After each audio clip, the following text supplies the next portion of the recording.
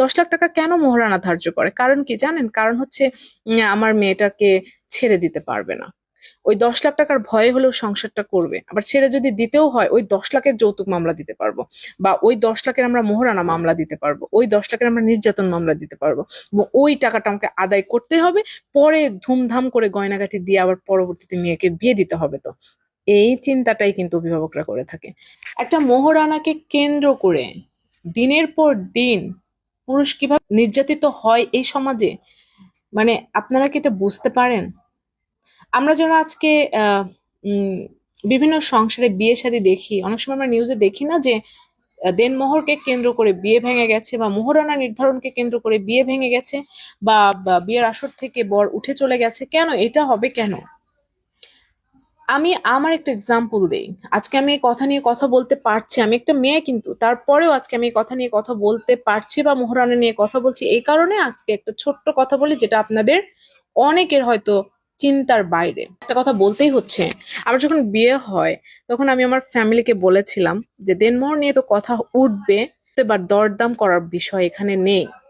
So আমার ইচ্ছা ছিল 10,000 টাকা যেন আমার দেনমোহর হয়, এবং আমার হাজবেন্ড সেটা সুন্দরভাবে পরিশোধ করতে পারে, এবং আমাদের সংসার জীবনটা শুরুটাই যেন সুন্দরভাবে হয়, এবং সে কোনো মানসিক চাপ অনুভব না করে। সেই কথাটি আমার গার্জিয়ান যখন আমার হাজবেন্ডের গার্জিয়ানের কাছে এটা বিষয়টা বলেছিল, তখন তারা খুশি হয়ে তারা যেটা নির্ধারণ করেছিল তার থেকে ডাবল করে দিয়েছিল। এইটা কিন্তু পরবর্তীতে আমি খুশি হতে পারিনি। এই জন্য পারিনি কারণ যারা নির্ধারণ করেছিলেন টাকাটা তারা আমাকে দেয়নি, আমার হাজবেন্ড দিয়েছিল। সো এই যে তার মোহরানাটা পরিশোধ করতে হয়েছে, এই যে একটা মানসিক প্রেশার, এটা কিন্তু আমার হাজবেন্ডকে নিতে হয়েছিল, এবং সে যেদিন পরিশোধ করে দিয়েছে সেদিন সে কিন্তু মুক্তি হয়েছে। কিন্তু 10,000 টাকা যদি হতো যেদিন আমার বিয়ে হয়েছিল, ওই দিনই কিন্তু আমার হাজবেন্ড খুব সুন্দরভাবে তার জীবনটা শুরু করতে পারতেন। কিন্তু আমার কথায় আলহামদুলিল্লাহ ওই সময়টাতে সবাই খুশি হয়েছিলেন। সো আমি মেয়েদেরকে একটা কথা বলতে চাই, যে আপনি মোহরানা ঠিক করলেন 20 লাখ 10 লাখ, ওকে ফাইন, আমি মেনেই নিলাম, কিন্তু যে সংসারটাই টিকলো না, সেই সংসার থেকে 10 লাখ টাকা নিয়ে গিয়ে মামলা হামলা করে কি হবে?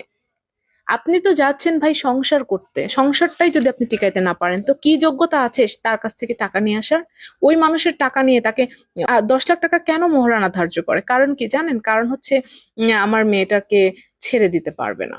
ওই 10 লাখ টাকার ভয়ে হলেও সংসারটা করবে। আবার ছেড়ে যদি দিতেও হয়, ওই 10 লাখের যৌতুক মামলা দিতে পারবো, বা ওই 10 লাখের আমরা মোহরানা মামলা দিতে পারবো, ওই 10 লাখের আমরা নির্যাতন মামলা দিতে পারবো, এবং ওই টাকাটা আমাকে আদায় করতে হবে।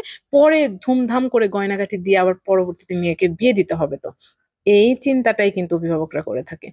ভাই একটা কথা বলি মোহরানা নিয়ে, আজকে তো শহরে রমরমা ব্যবসা হচ্ছে, জানেন তো সবাই। মোহরানা তো কয়দিন পরে দেখবেন 1 কোটি টাকা 2 কোটি টাকা হয়ে গেছে। নর্মাল মধ্যবিত্তদের ক্ষেত্রে এইরকম একটা মোহরানা চাপিয়ে দেওয়া হবে। সতর্ক থাকেন সবাই। আমি খুব অবাক হয়ে যাই, একটা মেয়ে একটা ছেলের সাথে বিবাহ বন্ধনে আবদ্ধ হয় সংসার করবার উদ্দেশ্যে, কিন্তু শুরুতে একটা নেগেটিভ উদ্দেশ্য নিয়ে তারা যাত্রা শুরু করে। এবং শুরুতেই ধরেন একটা ছেলে জবে ঢুকেছে 6 মাস আগে, তার বেতন মনে করেন কত, 30,000 টাকা হলেও হতে পারে। তো 30,000 টাকা 6 মাস কত হয়? 1,80,000 টাকা হয়। সে হয়তো কোনো রকম খরচপাতি চালিয়ে হয়তো লাখ খানেক টাকা জমিয়েছে, একটা বিয়ে করতে যাবে, আর কিছু টাকা লোন টোন করে হয়তো বিয়েটা করলো, দুই দুই আড়াই লাখ টাকা খরচ করে। এখন বর্তমান সিচুয়েশনে 6 মাস চাকরি করে একটা ছেলে বিয়ে করার কথা চিন্তাই করতে পারে না। মোহরানা কিভাবে শোধ করবে? অনুষ্ঠান করতে হবে, গয়না দিতে হবে, নানান ধরনের। এই যে ছেলেটার ছোট্ট কোমল জীবনে যে একটা শুরুতেই তার মানসিক ভাবে এই যে একটা ভেঙে দিলেন না, ছেলেরা বিয়ে করতে ভয় পায়। কয়দিন পরে ছেলেরা বিয়ে করবে না। এত মোহরানা চাপাই দিলে বিয়ে করা যায়? ভাই শোনেন, একটা ছেলের উপরে মোহরানা যে আপনি ধার্য করে দিলেন, এতটুকু কি কমন সেন্স আছে যে ইসলাম ধর্মে মোহরানা পরিশোধ না করে তার সাথে বৈবাহিক সম্পর্কে যাওয়াটাই জায়েজ না? অনেক বড় বড় সবাই কথা বলি না, অনেক বড় বড় গাল গল্প করি না, কিন্তু এক মোহরানাকে কেন্দ্র করে বর্তমান বাংলাদেশে কি পরিমাণ ছেলেদের কি মানসিক অত্যাচার করা হচ্ছে, আপনাদের কি এতটুকু মাথায় আছে? বর্তমান সমাজে এক মোহরানাকে কেন্দ্র করে একটা ছেলেকে আদালত পাড়ায় বছরের পর বছর দৌড় পাড়াচ্ছে। সেই ছেলেটার জীবন পঙ্গু করে দেওয়া হচ্ছে। মোহরানাকে কেন্দ্র করে একটা ছেলে তার ওয়াইফকে সঠিকটাই বলতে পারে না। আপনি তো একটা ছেলের মোহরানার চাপিয়ে দিয়ে তার মেরুদণ্ডটাই বাঁকা করে দিচ্ছেন। একটা ছেলের মনে করেন ওজন নেওয়ার ক্ষমতা আছে 10 কেজি 20 কেজি, আপনি চাপিয়ে দিচ্ছেন 500 কেজি। তো ওই চাপে তো তার মেরুদণ্ড এমনিই বাঁকা হয়ে যাবে। সো একটা পুরুষের যখন মেরুদণ্ডটাই বাঁকা হয়ে যায়, তো সে ভবিষ্যতে আগাবে কিভাবে, সে মানসিকভাবে ফ্রেশ থাকবে কিভাবে? এবং আপনি যে 10 লক্ষ টাকা মোহরানা করলেন 6 মাস জব করে, একটা কোনো কোনো একটা বাংলাদেশের কোনো ছেলে সবচেয়ে ফার্স্ট ক্লাস অফিসার হয়েও 6 মাসের মধ্যে 20 লাখ টাকা মোহরানা পরিশোধ করা সম্ভব? কোনো অ্যাঙ্গেল থেকে সম্ভব? যত বড় ফ্যামিলির সন্তানই হোক, নিজের টাকাই কিন্তু তার বউকে পরিশোধ করতে হবে।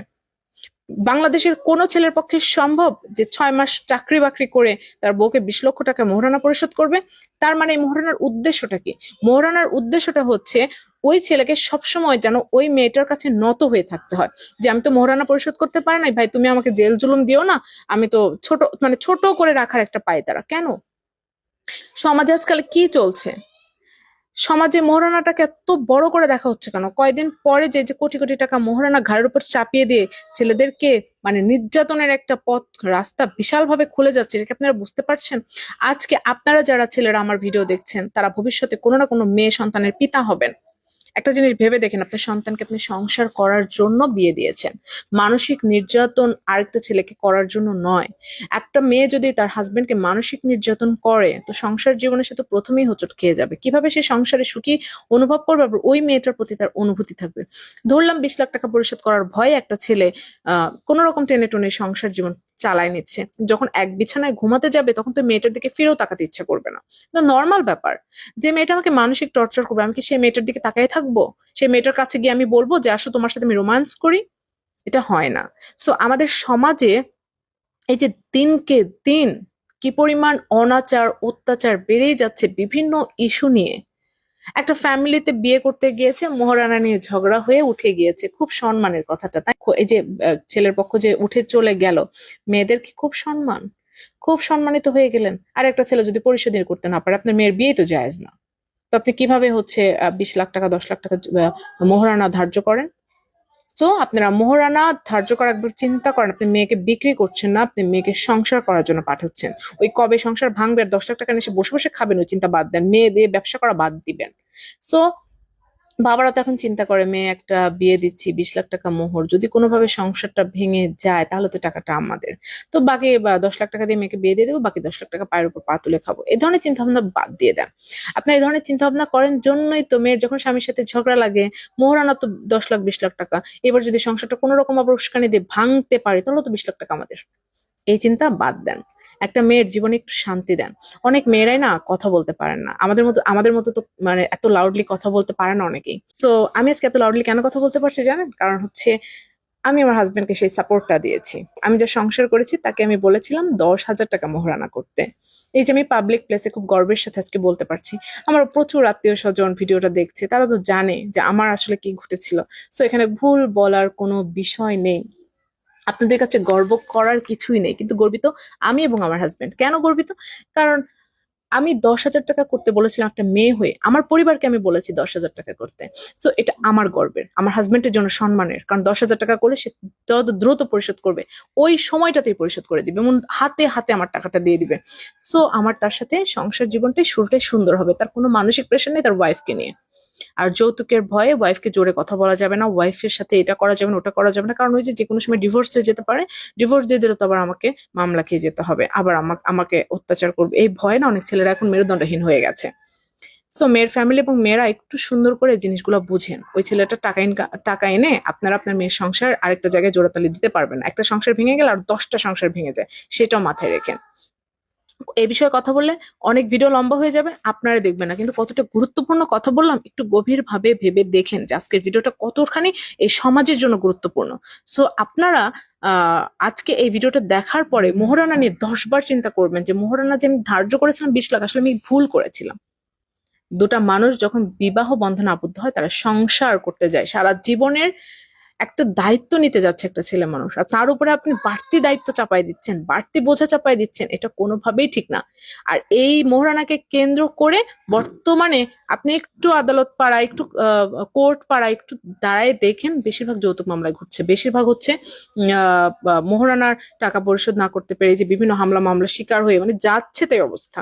তো আমাদের সমাজ থেকে আমরা এটা আশা করি না, আমরা চাই দিনকে দিন আমাদের সমাজটা আর উন্নতি হোক, আমাদের সমাজটা ভালো